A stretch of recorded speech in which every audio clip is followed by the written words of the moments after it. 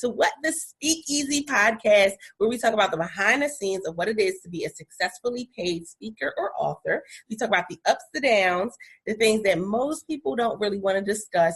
Why? Because we want to make sure that you are successful in your journey. And with that being said, I'm super excited about our guest today. So our guest is in Jerusalem. Okay, maybe you didn't hear me. Like, our guest today is in Jerusalem. I'm in the United States and she's in Jerusalem. So that is super exciting for me. But once you hear her story, you're going to understand why I'm like so giddy right now. So I want to say first and foremost, hey, Chana. Hello. Hi. Thanks for having me. I am excited. And so I'm going to give you her bio really briefly because I want you guys to hear this piece of it, but then we're going to dive into it. And when we dive into it, then you're going to understand my excitement right now, right? So after her transformational recovery from severe PTSD, Chana went on to be a part of the Academy Award-winning team for the movie Babe. Now, how many of you remember the movie? Y'all go ahead, put me in the comments. I know you do. I love that movie so many times over. I think I watched it more than my kids did. That's how much. She left her very successful Hollywood career to teach and work with individuals and groups, helping them to have a deeper understanding of their own experience and the insights that lead to freedom from trauma. Now, that's another reason why I'm so excited about this particular interview, because we know that you guys know that I work personally with women who have been through abuse, and trauma is not something that you can get over with the flick of a switch or with taking a pill. So it's a things that we're going to talk about in the episode. I'm not going to go I got you. But helping them to, of course, like I said, have a deeper understanding of their own experience and the insights that lead to freedom from trauma, mental illness, and addictions. Her 30 years of combined experience makes her an expert in this field.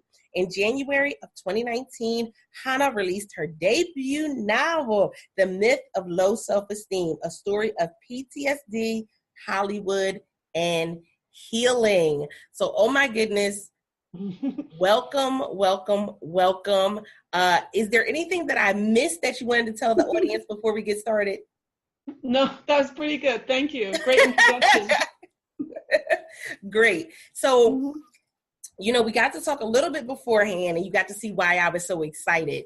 But the reason why we were talking about, of course, those three things, when we talk about that transformational journey, man, you've really had some huge transformations in your life. Now, when you were going through them, what was the experience emotionally? Like, was it excitement? Like, I know the move might have been excitement, but some of the other things, not so much. So tell me how you were feeling as you were going through these transformations. Wow, that's such a huge question, because transformation from severe PTSD, and it was in the 1980s when nobody knew what that was. It was only just going into the medical books. And I was in Manchester in the north of England, and nobody was talking about therapy or anything then. It was have a cup of tea and get on with it, you know. That was like the treatment. And moving countries and changing careers, you know, it's interesting. There is a common theme, because with all of them, and this is my belief with everything, is that we're only ever experiencing it through our thoughts. So whether it's a traumatic thing like the things that happened to me back in England, or deciding to leave a big successful career, or changing countries, they really are all happening, you know, with my thinking. And if my thinking is in the basement, then it's going to be scary and it's going to be very dark. But if my thinking is like, you know, on the roof and I can see the bigger picture, then it's going to be a completely different experience. And what's actually came to my mind when you asked that question is when I tell my story, people often say to me, where'd you find the courage? Where did you find the courage to do this? And I thought, let me think about this, because obviously this is a big question. And I started thinking, well, if we're always experiencing things through our thoughts, then courage must be thought. But then I thought, no, that doesn't make sense. Courage is actually an absence of thought, because if I'm still thinking, then that's going to generate some anxiety. Like overthinking produces anxious thinking and anxious feelings. But when I knew it was the right thing to do to leave Hollywood, and I knew it was the right thing to move countries, there wasn't a lot of thinking because it was the right thing to do.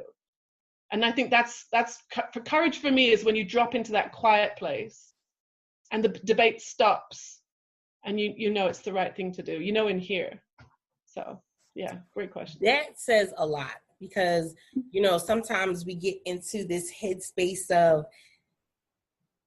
we want to hear the noise. We want to hear things being talked about. We don't really want to think about it. So being in that quiet space, you definitely had to have some moments where it's just rolling around in your mind, or you're writing things down. So when you decided to make these transformational like jumps, because I would say that they were major jumps, was it a process that you did where you wrote things down, where you talked it out? What was your process in deciding, you know what, this is this decision and I'm just going to go ahead and go all out? Well, because they're like three different things, like there's the trauma, there's the career, and there's the moving. So with the trauma, it wasn't a decision. I mean, I'd like to think you can just decide, right, that's it, I'm going to be happy, I'm going to let go of it. I wish it were that easy, you know, and maybe it could be for some people. But actually what happened to me was I had three different events. My skull was fractured in a nightclub. I was mugged by three men who beat the living daylights out of me and left me for dead. And those both happened in Manchester. And I thought, you know what, Manchester is clearly the problem. I should move to London, right? So I moved down to London, and I got mugged again by a kid who actually broke my neck. I didn't know it at the time. The bones were cracked through. Thank God the spinal cord was only bruised. And then after that, I got in a really bad way. And so I think what happened looking back, it was like my thinking speeded up so much, you know, reliving the events and being terrified to go out. And because I had evidence, you know, if I leave the house, these terrible things kept happening to me. And have you ever used a hairdryer and it gets really hot and then suddenly it cuts out? You know, it was like that. It was like my thinking got really fast and really hot and was like burning in my head. And then all of a sudden it went quiet. It just went quiet. And it was a little bit scary and spooky. I can't really explain it any other way. And it was almost like my head blew a fuse. And in that quiet moment is when I thought, you know what, I should probably ask for help. And this is the first time that thought actually occurred to me, because I had trained as a counselor in a women's crisis center. So I think there was an idea in the back of my head that I should be able to cope. And I shouldn't have to ask for help because I know better, because I'm a counselor, and you know, I should be able to cope, and you don't cope. When you cope, you don't ask for help. But clearly I needed help, and so I asked eventually. And that's when I started getting well from the trauma experiences, and I was able to use those experiences to help other people. So that's kind of how the transformation with the trauma started happening. And that just started like a lifetime journey of 30 years of understanding how human experience happens, and coming to more recently understanding that we're always feeling our thinking, always, no matter what it is. And then with the career thing, I mean, I was in Hollywood, I was doing special effects. And like Babe was our second movie. My first movie, I actually worked with Steven Spielberg on my very first movie. It was the Flintstones. I remember the first Flintstones movie, right? So the first Flintstones movie with John Goodman and Elizabeth Taylor was in that movie, and you know, that was my first. I actually worked for Jim Henson's Creature Shop. You know, Jim Henson, who makes Kermit and Miss Piggy and the Muppets. So that's who I was actually working for mostly, even though I was freelance. And so I did this for like 20 years, doing like really big special movies. I did Dr. Dolittle with Eddie Murphy. I did Michael with John Travolta. I got to dance with him. So, you know, I was having a fabulous time, but there was something on the inside that just didn't feel right. You know, like I was having a lot of success on the outside, and I think like a lot of people who move to Los Angeles, like they're looking for something that's going to fix it. You know, like we're all looking to the outside thing to fix it. Either I'm going to become famous or marry someone famous or like some kind of glory by association, you know, like the career, whatever. And my idea was my name should be on that poster. You know, if I'm successful, then my name would be on the poster. And that's very seductive. And you start like, you know, that just becomes such a focus. Meanwhile, like you're empty on the inside.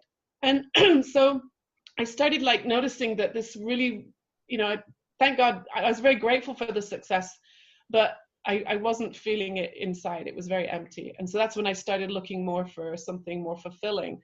So like I said, when it came time to, it actually was a 2-year period where I was thinking of leaving the business. And we call it the golden handcuffs because, you know, it's like then there's another movie and then like this one's got Brad Pitt in it, you know, so like, okay, I'll do the one with Brad Pitt, you know. It's like, and then you think, oh, I can't do another one.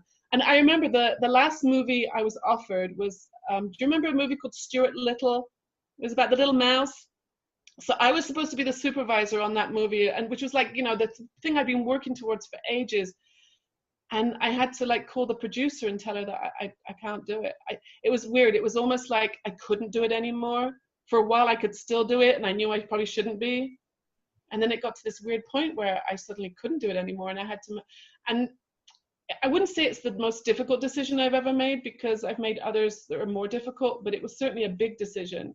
I remember looking at the phone going, you know, if I make this phone call, that's it, my career's over.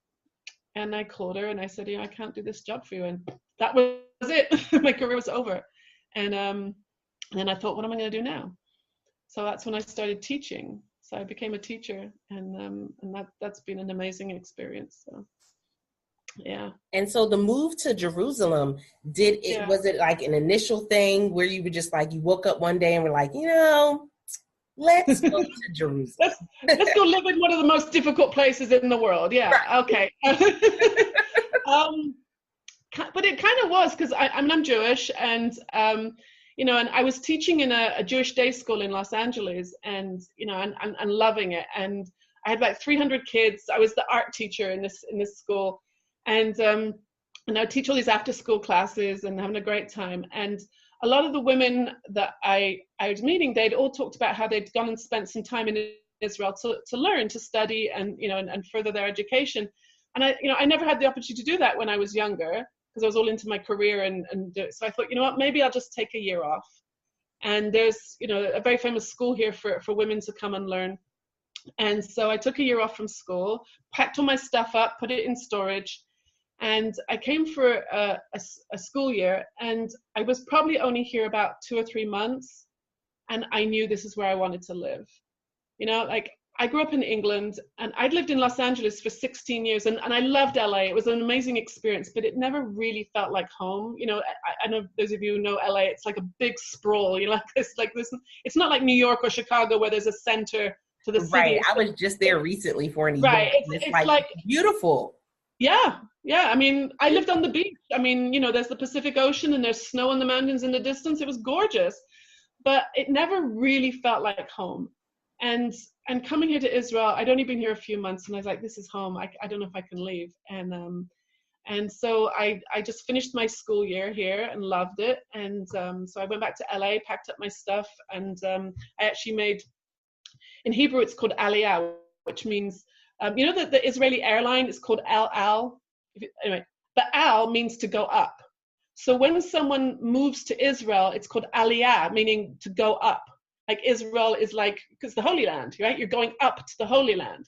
So I become an Israeli citizen. So I've got 2 passports, and I live here in Jerusalem now, which I feel very blessed. It's like I said, it's not easy. My Hebrew is terrible because I speak to Anglos all day long, right? I can get by like a tourist, but it's incredible. It's just an amazing experience living here. You just feel it in the air. It's just different. Yeah, I love it. Oh my goodness. I can't even imagine. Mm-hmm. I know with just the travel in itself is different.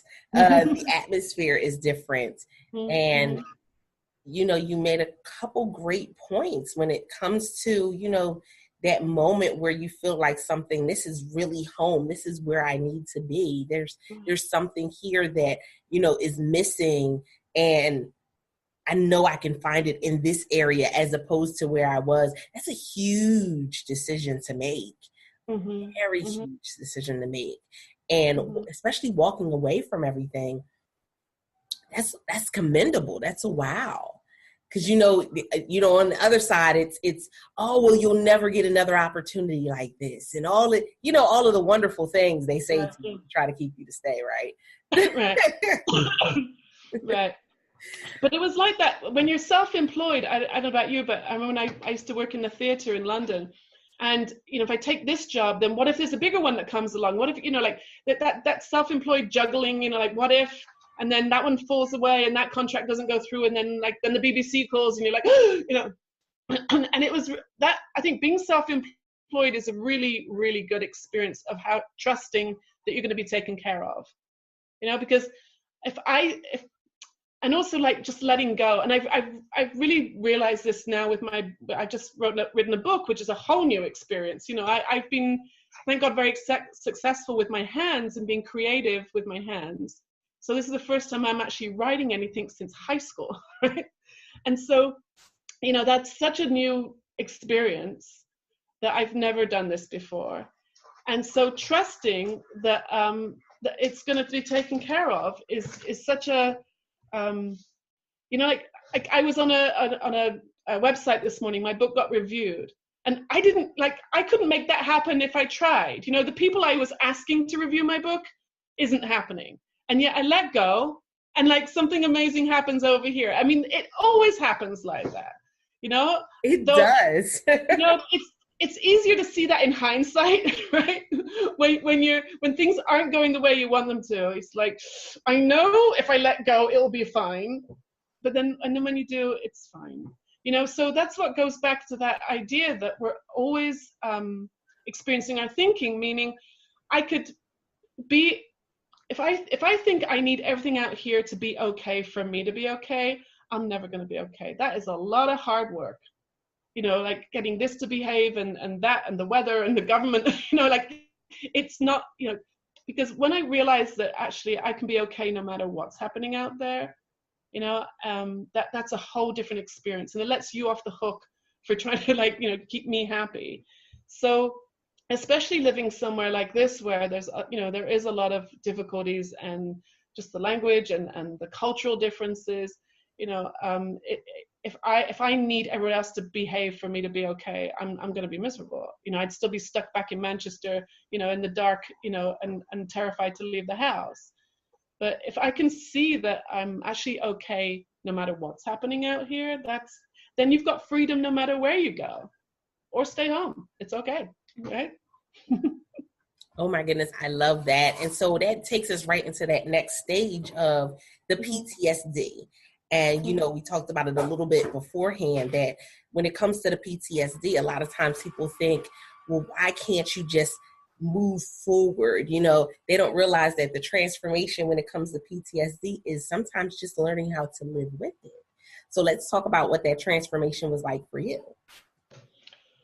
Right. So I think what happened with me is because I had these three events that happened, these three violent events, the way it affected my thinking was that I was convinced that if I left my house, I was going to get hurt, because, I had the proof, I had the evidence, I had the x-rays, and so I got in such a bad way at the end where I couldn't even leave my bedroom, let alone go out of the house, because I knew that a bus was going to run me over if I left the house. It got that bad. And it got very dark. I couldn't eat, couldn't sleep. I remember waking up one time, and I noticed on my clock it said six, and I really didn't know if it was 6 a.m. or 6 p.m. I kind of really lost it. And like I said, it was like I was in that loop where I was reliving the events over and over. Anytime I'd go near the door, I'd be like, remember last time you left the house, they almost killed you? It was like living that loop just was going on and on and on. And so I just couldn't see a way out back then. But what I've come to realize, and actually I trained here, I just want to tell you, Israel is one of the first countries in the world to have a psychotrauma unit as part of their first responders. And so I've trained with this unit. So I now understand what was happening to me from a medical point of view as well. So here, when a call goes out, like a 911 call goes out to the paramedics or the fire department, police, whatever, they make an assessment and they'll send someone from our unit who are trained in trauma to go out and stabilize the victims or the witnesses, maybe even the police, the soldiers, whoever, could see what's going on.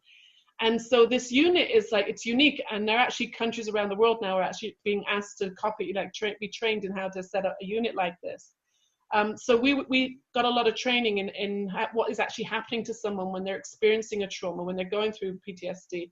Because one of the first statistics I was given was that if someone is stabilized in the moment, they are 80% less chance of getting PTSD afterwards.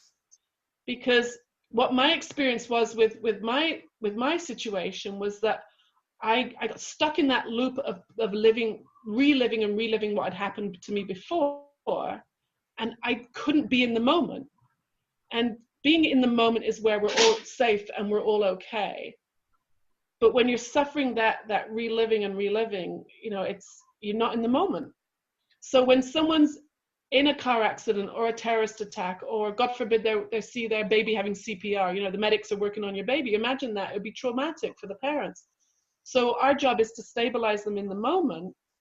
And then it goes a long way to preventing that stress, the stress system activated, and then all the hormones and the glucose and the cortisol and all those, all that medical stuff starts happening. And so the person is less likely to get into those kind of difficulties afterwards. Because that's what happened to me, is it just got worse and worse and worse medically. And then so when you feel bad, you think bad, you think bad, you feel bad. It's a vicious cycle, So what I've learned now is that to not be afraid. So one of my attacks was actually, like I said, 3 men coming from behind me. So the sound of footsteps for a long time used to freak me out.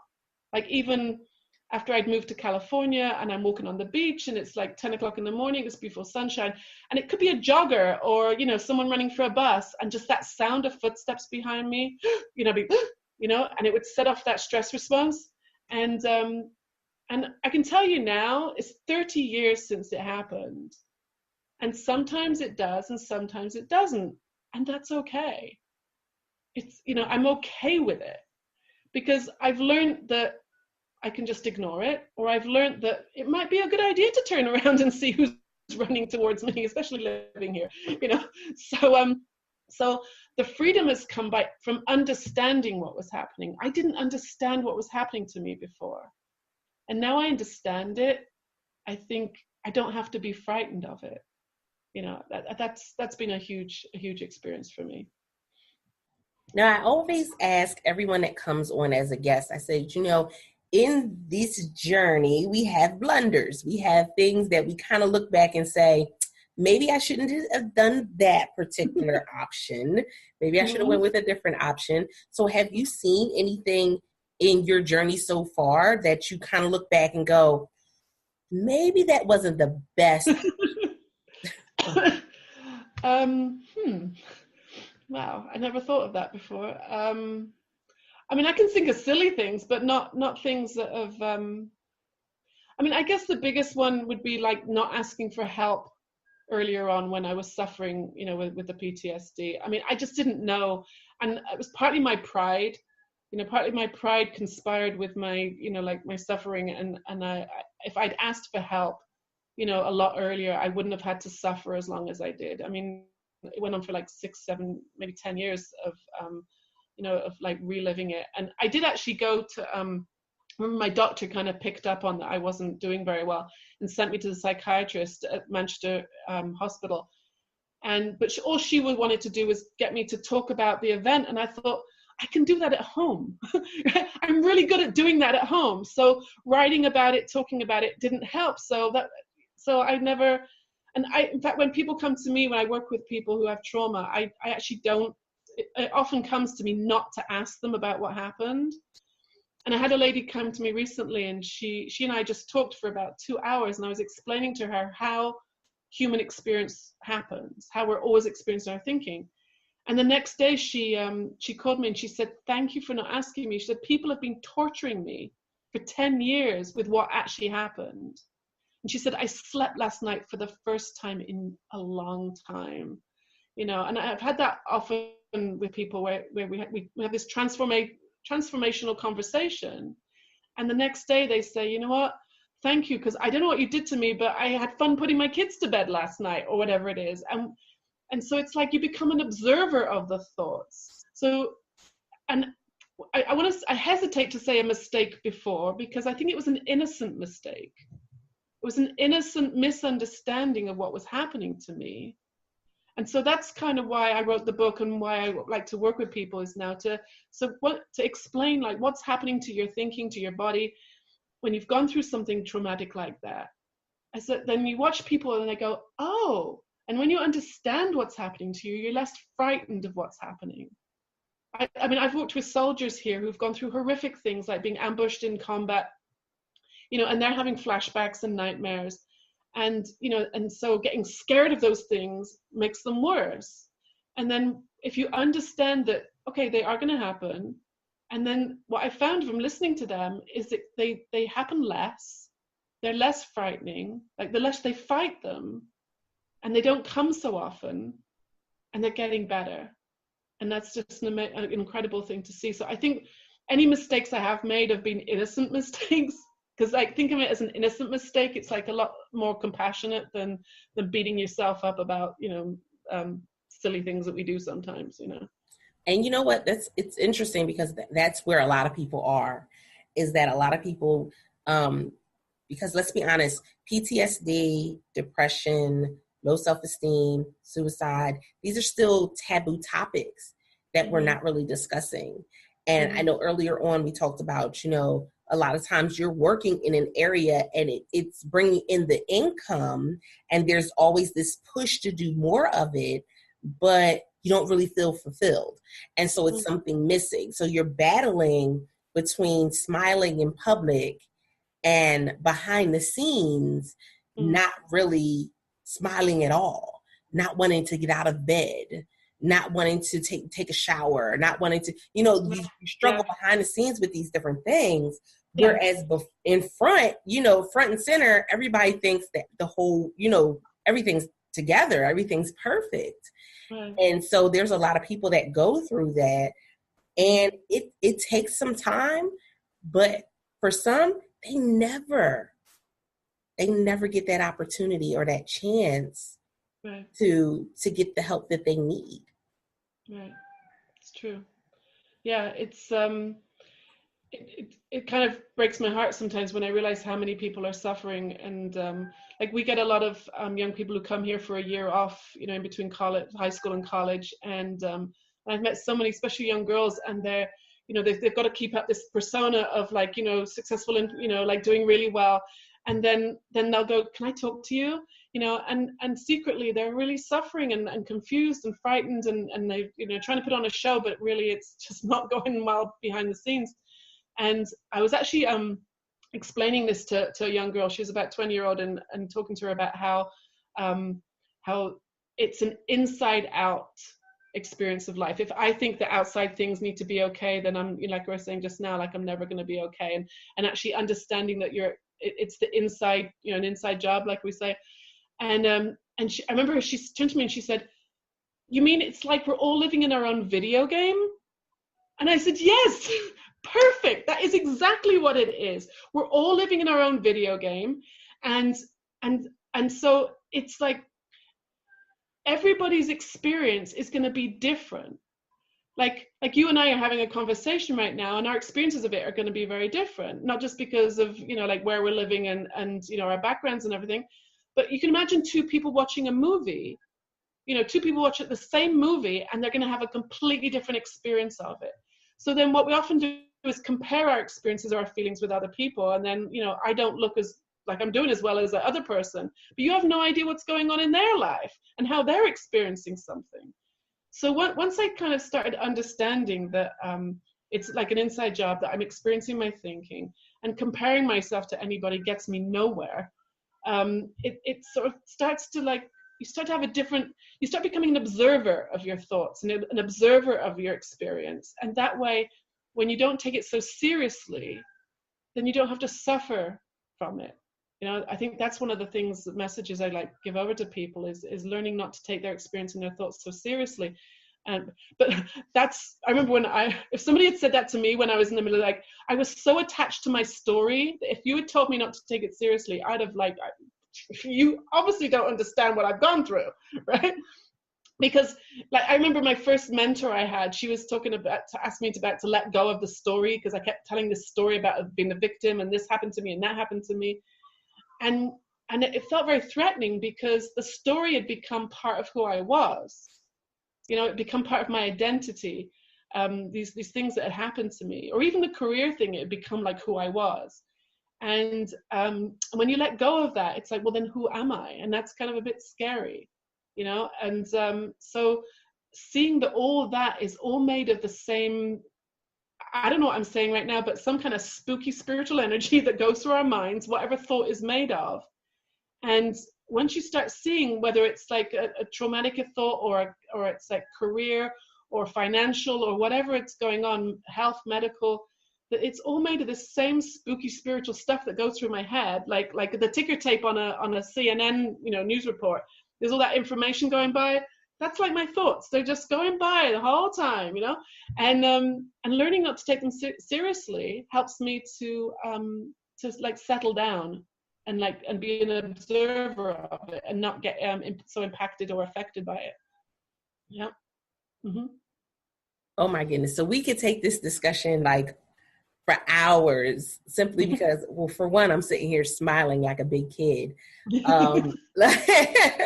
But, you know, it's definitely a topic that needs to be discussed. And I still feel as though a lot of times it's one that people completely miss. But I want to make sure that you let people know how they can get in contact with you, find you on social media, and how they can get the book as well. Right. Thank you. So I have a website. It's my name. I'll spell it out because it doesn't sound like how you say it. It's Chana Studley. So it's ChanaStudley.com. ChanaStudley.com. That's my website. My book is available on Amazon. It's called The Myth of Low Self-Esteem. And I'm on Facebook with my name and on LinkedIn too. So thank you. Mm-hmm. Awesome. I'm so looking forward to it. Guys, listen, this is why I love to do what I do. Bringing, you know, different speakers and authors on that have stories that can impact your life in some way, shape, or form. And we know that PTSD, we know that doing a big change, any big change in your life, a lot of times can be a lot more strenuous than we let on. We don't always talk about the behind the scenes and how we really feel about it, but this is the conversation that needs to be had. And so if it's you that needs to have the conversation, I'm glad that you were here. It may be someone else. So definitely share this out. If you're a speaker and author, I'd love to have you on as a guest. If you go to bit.ly/Speakeasy Podcast, you can choose a date that works best for you.